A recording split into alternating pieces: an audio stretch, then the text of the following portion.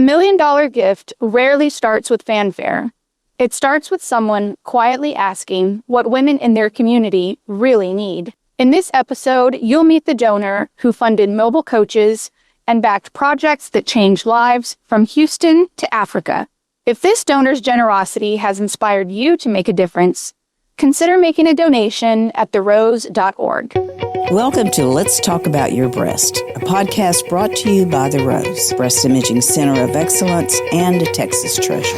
I'm Dorothy Gibbons, your host and co-founder of The Rose. During this season, you'll also be hearing from co-host Roxanne Hayford and others as we bring you stories from survivors, physicians, caregivers, researchers, employees, and supporters. These are real people sharing difficult times, celebrations, and personal stories of hope, despair, and faith.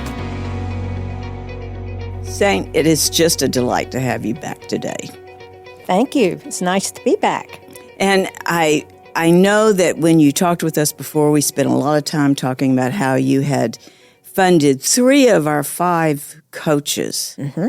Now, most people don't realize how expensive those coaches are and what it takes to run them, but not only did you fund the coach and the mammogram machine, but you also helped to set up that hub in East Texas, up in Lufkin.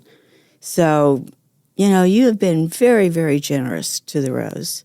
You've set up programs. You helped us in 2020 with employees' salaries, the coaches, and I love telling the story because every nonprofit CEO dreams of having someone walk into their office and say, I'm going to give you $1 million.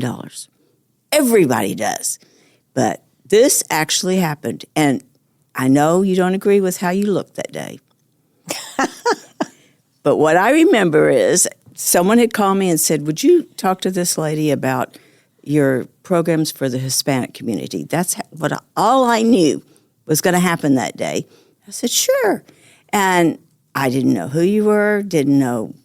I thought you were just there to learn about those services. And so here you come in and you had what I call overalls. You say maybe it was jeans and one of your casual blouses, shirts. But I remember a hat. And so do some of my staff. Oh, really? Yes. Oh, dear. Okay. And you wear baseball hats all the time. I do. Yeah. You're right. But I had termed it a garden hat, with a little. And so we had the coach out front for another event. We were using it for a big event. So here you came right in the middle of us getting ready for that event, which I knew about. I knew I was going to be talking to you. And so I'm sitting there rattling on and on. I think the other day you described it, I didn't think you'd ever shut up. About all of our programs that were designed for the Hispanic women. Everything was open to them, whether they were insured or not insured. And then you said something like, what's on your wish list? I'm thinking, wish list, okay. I said, well, we've got to replace this building, which we still haven't done yet, but we've got to replace this building. It's falling down around us. And you said, I'm not into brick-and-mortar.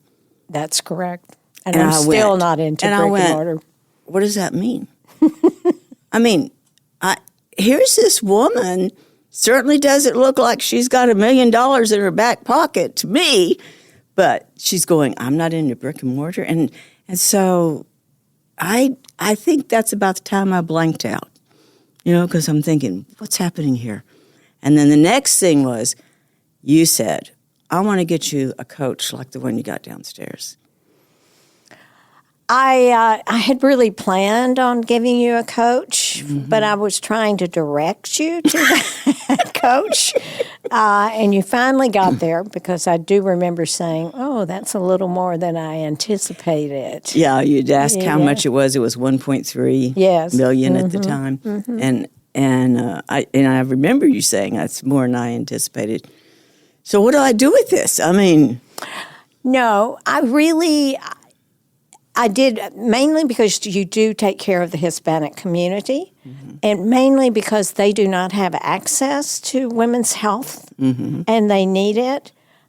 I was really kind of hell-bent on giving you a coach. But once I found out that you all serve so many counties, and so many counties do not have a mammogram machine or maybe one mammogram machine, I was really glad I did it. But I did it also because I figure you would reach much more people, many more people. Have.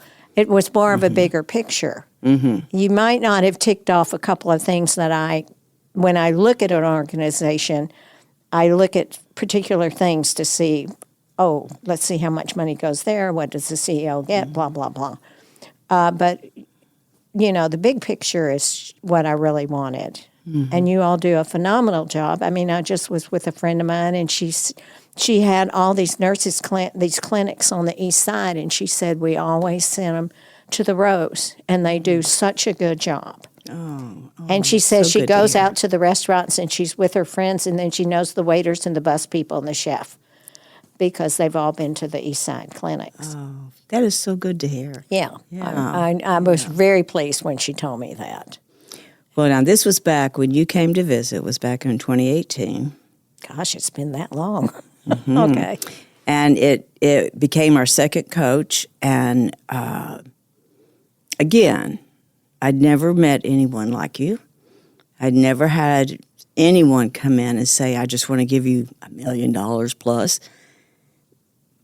But over these years, I've learned so much more about you. And I think that is the thing that's so fascinating. You give to a lot of different organizations. You have given. I understand. Right now your fund is pretty much gone. Yes. But I still love you. Thank you so much. So tell us about these other organizations you've helped. Well, this came from my mother when she died, and she left a giving fund with no stipulations, no parameters whatsoever. So I divided it up into education, medical, and conservation environment. Oh. And so I did not go out and search that much, as it was more of a word of mouth routine. Like one of the things I do in Africa, it's called the Women's Bakery. And this friend of mine, she was over there during Peace Corps times, and she learned to bake, and believe me, she's not a baker. And so there were 7 women in the village, and so they were so excited to see a piece of bread. And so they started helping, but then they started giving the food to the children. And so that's where the seed was born for the Women's Bakery.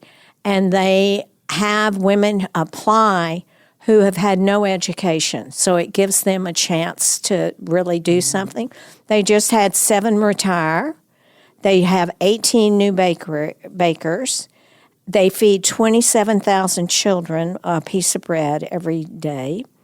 Wow. And from this, the ladies come to their place because they have a baby house. That's their daycare center, but they named it the baby house.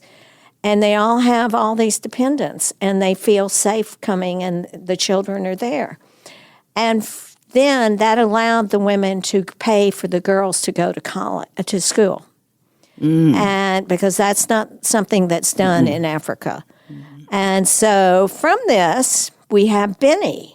Yes. And Benny is a young man, and his mother was a baker, and he watched his mother do all this, and he's now one of the bakers.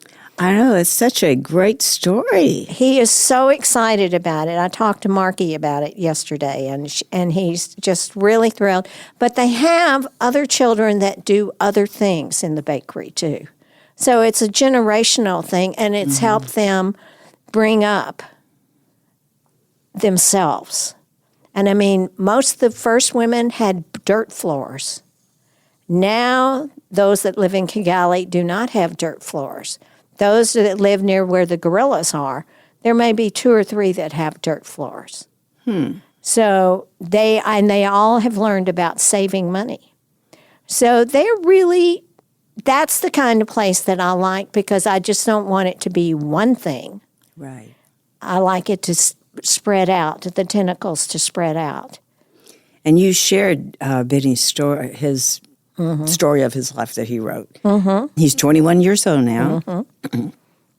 His mother, her first name was Rose, and I thought that was so interesting. Yeah, it is interesting. Yeah. She worked there for 10 years and retired through the retirement program that the Women's Bakery set up.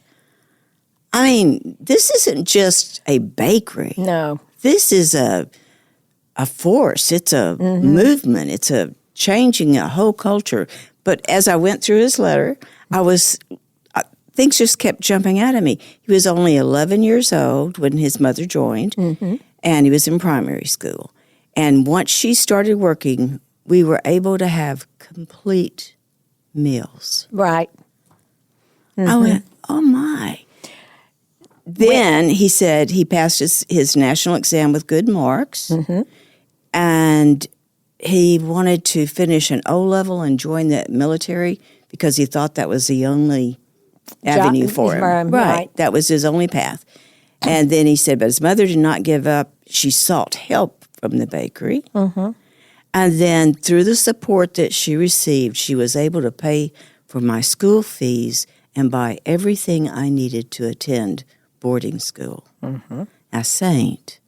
Here was someone doomed to go into military. His life was going to be that and nothing else.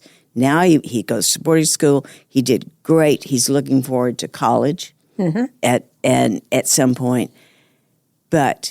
And one other thing he said was, but because of my mother's stable income, she always paid on time. Correct. I just thought this is more than a story. Then he said he's the first person to go to any higher education. He wanted to build a legacy of empowerment, and in return support his mother and his siblings. And then he said, because of the Women's Bakery, we always had food on the table and a roof over our heads. We never went to sleep hungry. And that is really, when Marky was over there with the Peace Corps, she was in a village where if they had a meal, it was only one meal a day. And she said to me that that's why she started trying to bake. And she said, I had to go back and help those people. And so that's one of them. But that to me is something that isn't exceptional, because Marky has done so much to just go out of the baking line and teach them about savings and teach them. And they furnish health insurance for those women. Wow. Too. So, that's something we can't even manage here in the States. That's so true. That's just a Yeah. great story, a great, and it's going to have long-lasting effects. Yeah. Yes. I mean, it's really a legacy kind of thing. It's a generational thing, really. So why conservation? Oh, gosh.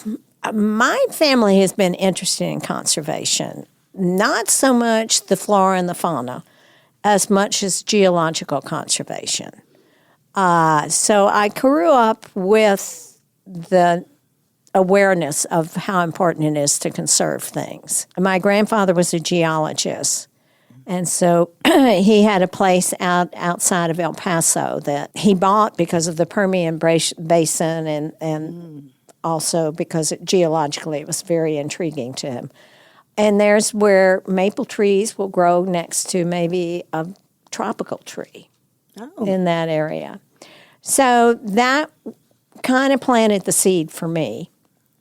And then when I went to Africa the first time in 90, just seeing the animals and knowing that the population was going to decrease, that really, really bothered me.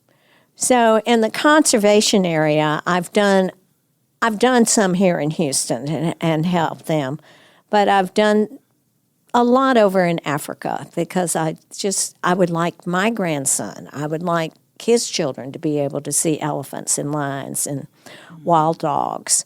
And so the way I have done that, because education is also a part of it, is that I have donated a knowledge mobile that goes to the underserved areas of Botswana.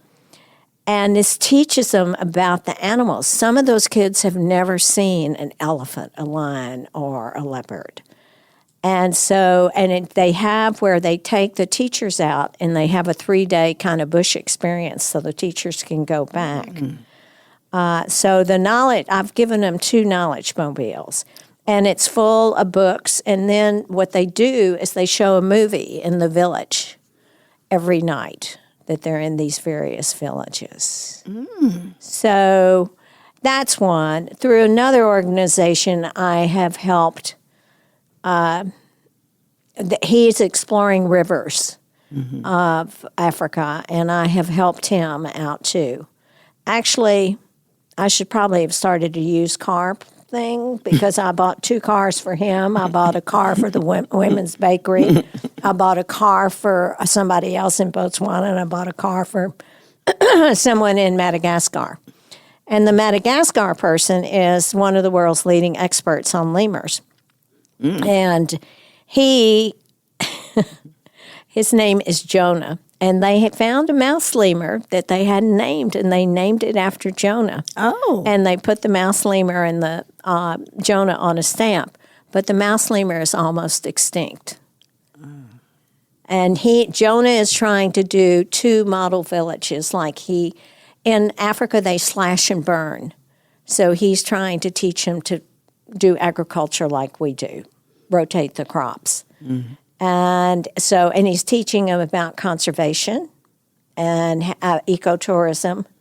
And that's another one where it's just not one thing. Right. It's the multiple. Yeah. I really like having multiples.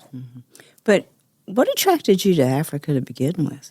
I don't know if I really ever wanted to go to Africa, but a friend of mine said, "We're going to Africa. Would you like to come?" And I thought, well, why not? I know nothing about Africa. And we went to Kenya, and I just fell in love with it.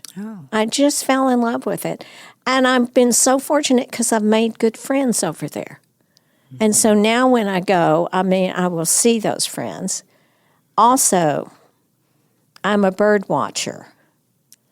And with bird watching, you are not in the cities. You are out in the field, and you see a lot of poverty.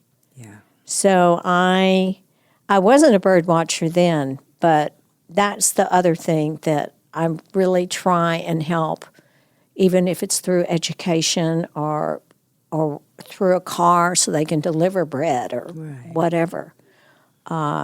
I just feel that it's important to help the other person who doesn't have as much.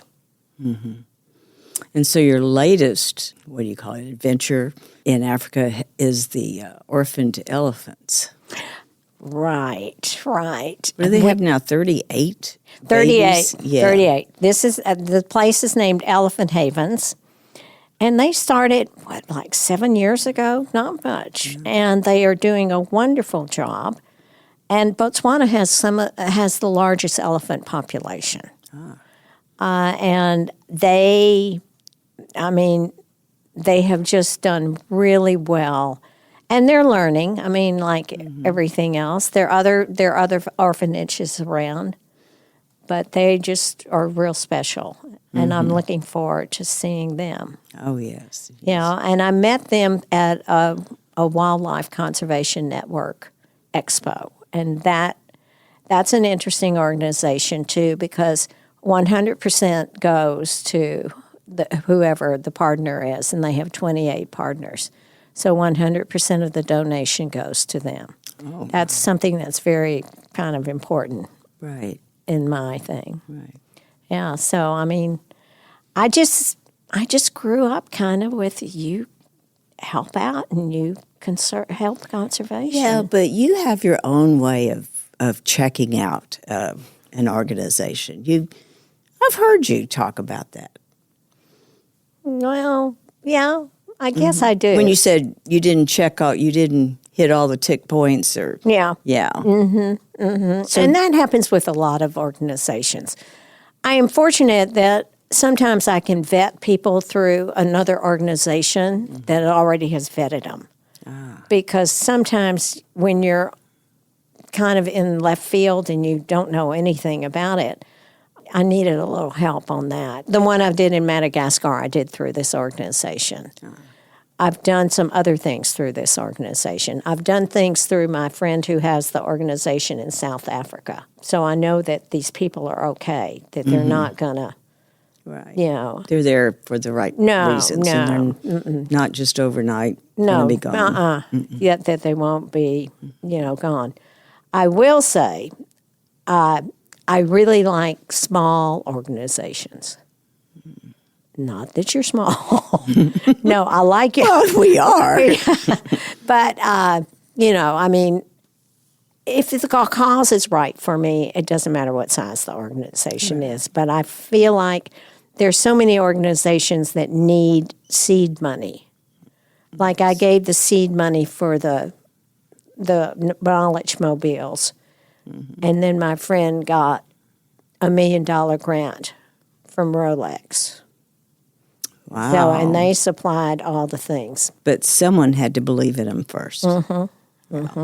Well, it was like the program that you helped start here, that Mammogram to Medical Home. And it was the second time I ever really got to visit with you, maybe third, fourth. But we'd had lunch, and I was disappointed that one of our proposals had been turned down. I don't even know if you remember that. And I was just talking. Oh, no. Because, you'd already done the coach. I mean, my gosh, I didn't expect anything else. But it was 2019. I mean, it was a year later, so it may have been one of those first times. And I was talking about how so many of our uninsured women do not have a doctor. It's just that simple. And, we all think, oh, well, they go to the community clinic or some low-income. That's still money. It still means if you're going to go get a referral, it could be $50 just to go get that. And that's too much. I mean, just for a referral. Yeah, absolutely. So I was complaining that there had to be a better way, and that we had this idea of starting a mammogram to medical home, which meant that we weren't going to just do mammograms. We were going to get them into some kind of medical home, fit their location, fit their needs, and had a program that they could actually afford. And so it's run by a nurse practitioner, so who has to report to an outside supervising physician. Right. I always want to say that because it's not our physicians. This is a very different kind of program, and not many mammogram places would even think of this. And there's not many freestanding ones like the Rose anyway, but still, that's not a pathway for any of this. And I remember trying to sell this program to a couple of others, and I'd say, sometimes I have good ideas, sometimes I don't have good ideas. I don't know if this is going to be a good one or not, but I knew it was a need. Right, absolutely. And as I'm telling you it, then you do it again. Now, how much would that program cost?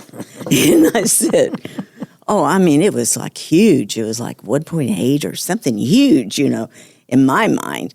And I'm trying to remember exactly how you said it, but it was something like, well, I might not could do all of that. I'm like, I'm not asking you to do anything. I was just telling you a story. And but that's what appealed to you, was it was new. You knew we could support it. We could be behind it. Well, the other thing is that it was making their lives so much easier and less scary. Oh, yes. And that's so important. I mean, And, I guess of all the programs we have, that's the one that we've seen more breast cancer come out of. So that's not a surprise. In the beginning, I thought, again, I don't always think these things true, but I thought, we'll just have women lined up to have their screeners. Well, no, nobody wants to get screened. But when you got a lump sitting there and you don't have a doctor to go to, you want to and screen. You don't know where to turn, Yes, it has been day and night for us. Well, and that's what I loved about your organization is that you help these people. And I was raised that we help. Doesn't matter what you are, what skin color, what hair you have, but I was raised you always treat people with kindness and respect, and you help out those that are unable to help themselves. So that's what appealed to me. I mean, as I said, it was you touched more lives, and I wanted the bigger picture for those people. Well, you certainly have allowed us to expand. You know, we never would have gotten that grant from Secret if we hadn't had all the coaches, because we couldn't go but 7 counties. And then when we had the coach with the 3D on it, we could go anywhere. And most mammography programs don't go but 30 miles out of the city. I mean, here we are going all the way up to Shelby County and beyond, only because we have the coaches.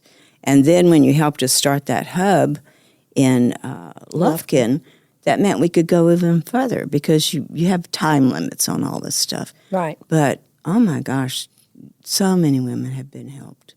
Thank you. And that's it. Oh, well. Thank you. You know, I'm ready to slide under this microphone. You know, because you don't want all this attention. Yeah, that's right. Yeah, that's right. You know, I don't do well on that. And I do appreciate you coming in because you always are very modest. You know, about things you do. I go to lunch with you, and there'll be somebody else there, and they'll start talking about another program that you started, and I'm going, "What? I didn't know about that." It's just I didn't realize how much the women's bakery had grown. You know, I it's the kind of thing where you never brag. Nope. But I was taught not to do that too. But you also always know our waiter's name, how long they've worked there, if they have family, and if they're going to school, what their major is. I mean, if I show up second, then you've already got the whole place. But you were curious about people. I am. I am curious about people, and always. I think I'm very lucky to have curiosity because there are always people present something new to me, and I can learn something. Oh, and I've seen you do that. I've seen you just be so fascinated with whatever someone's telling you. I think that is a real gift. Well, I'm very lucky on that. See, I live through you, dear, because I'm such an introvert. Yes, I can sit here and do interviews and that kind of stuff, but I'm shy. You're not. Boy, we just go right into this. No. As a child, I was extremely shy. Oh, really? I mean, my grandparents wanted me to meet somebody. I ran home and hid under the bed. No. Yeah. I was extremely shy. My goodness. Yeah. When'd you lose it? I got married to someone who dropped me at the door at the party, and I had to learn something. You had to learn something. I mean, I consider myself very lucky that I have such a diversity of friends. And you do. Yeah, you and I'm extremely excited about that. You have friends in New York. You have friends on the East Coast. You have friends in California. You have friends all over the world. My goodness. Yeah, I'm very lucky that's a on real that. gift. Yeah, and you're going to get to meet somebody. I am. So if you had one more cause different than anything you've done, now I did send you that question. You did send me that question, and that's a tough question. Oh. It really was. I mean, I have pondered it, and it's so interesting because I've been doing this for 10 years now. And things shift. Personally, right now, I would like to give money to, like, there's an organization up in South Dakota, and they provide food. Their mission is food security for 9 reservations up in South Dakota. And a scholarship is another one, and the other one is cancer because many of the Native Americans women have breast cancer. But because of how things are right now, like the food bank lost $11 million of their cut, and they're getting more people. I would probably give more money to like food bank, to the Underdog Foundation, to Meals on Wheels. That, by the way, nobody knows practically, but they have Animeals, which they bring food for the senior citizens' pets. Yes. Which is very important. Oh, yes. Selfishly, I would probably, and I did this before, I would probably put more money into, because research grants are sort of disappearing medically. Because we have that genetic neurodegenerative disease in my family, and 15 out of 26 have died so far, and possibly 17 out of 26, I would put money into that. And that sounds selfish, but since it's a neurodegenerative disease and affects you mentally and physically, it might help find a cure for Parkinson's, or it might help find a cure for Alzheimer's, or vice versa. If we found something for Alzheimer's, it might help Huntington's. So, I mean, those are the two right now. I can't think of anything that I haven't done that I wish I had done, because I really have been pleased with almost everything I've done. I did not choose big organizations. I gave seed money, like at the University of Houston, they didn't have a fund for the kids to go and from the art school and music school to maybe intern one summer or do competitions, and that's very important for those people. So I gave them money for that. And I did the same at Prairie View A&M in memory of our cook, who was a singer and had a wonderful alto voice, and she started the choir at her Baptist church. So I look for things that there haven't been helped. But I would say right now it would be food and health. Because if you have food and health, you're going to be able to get along in the world. I know money helps, but if you have the two basics, Then you can Yes. you can go out and get a job, or you can do whatever.